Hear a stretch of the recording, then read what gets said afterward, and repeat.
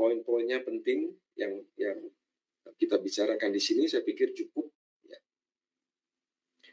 Nah, soal statistik frekuensi kemunculan bisa saudara lihat di sini.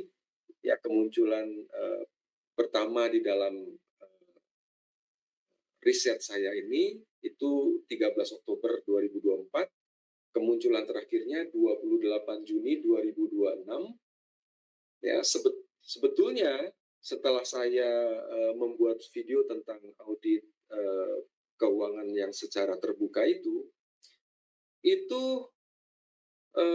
ya setelah itu sampai sekarang tanggal 2 Agustus ya sampai saya live streaming ini itu Stephen Erastus tidak muncul dan secara mencolok tidak saya temukan baik di hari Minggu di ibadah suara kebenaran maupun doa malam. Kayaknya doa pagi juga saya nggak ketemu loh. Ya betul-betul saya nggak tahu tuh kemana saja gitu kan. Ya saya pikir Stephen Erastus sedang mempersiapkan audit terbuka itu ya, tapi ternyata dari dari rentang bulan Juli yang penuh itu tidak ada masukan tanggapan terhadap saya. Ya, jadi saya anggap ditutup. Ya, artinya Stephen Erastus menolak ajakan saya untuk secara sukarela membuka keuangan itu. Ya, dari statistik ini kemunculan dari Stephen Erastus itu ya rata-rata 7 hari. Ya, jadi seminggu sekali lah gitu. Sekalipun ada juga yang 26 hari tapi itu cuma sekali doang ya.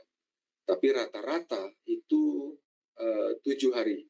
Nah, baru kali ini ya dari akhir Juni kemarin 28 Juni sampai sekarang 35 hari ini itu tidak muncul ya.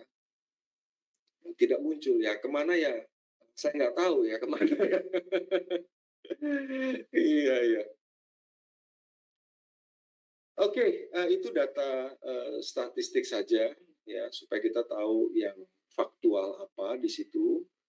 Ya, kemudian jadi saudara perlu tahu 35 hari ini memang Stephen Erastus sebagai pembicara utama ya. Kalau bukan pembicara utama ya muncul juga di gereja ya entah sebagai penerima tamu ya atau di sini saya lihat juga sebagai di dalam Thanksgiving yang tadi saya sebutkan ya kan setelah Bu Eras menyampaikan pesan dari Pak Eras yang ditulis oleh Stefani ya di situ di dalam acara Thanksgiving ke-26 itu langsung Stephen Erastus mengatakan mari kita teruskan pekerjaan Tuhan yang besar ini, kita adalah penerus suara kebenaran. Eksplisit ya, itu di situ. Ya, tentu jemaat dan saya yang berpikir sederhana ya, tentu akan meneruskan kenosis ya, dari kenosis ke kenosis gitu, bukan dari kenosis ke hedonis. Makanya saya masih mempertanyakan, ya kan, benarkah hedonis? Nah, ini yang kita ingin lanjutkan dengan persoalan mobil Hyundai ya. Sebetulnya mobil Hyundai ini salah satu persoalan yang bisa kita angkat jauh lebih banyak sebetulnya ya, tetapi nggak kenapa satu saja sebagai penutup dari kasus ini.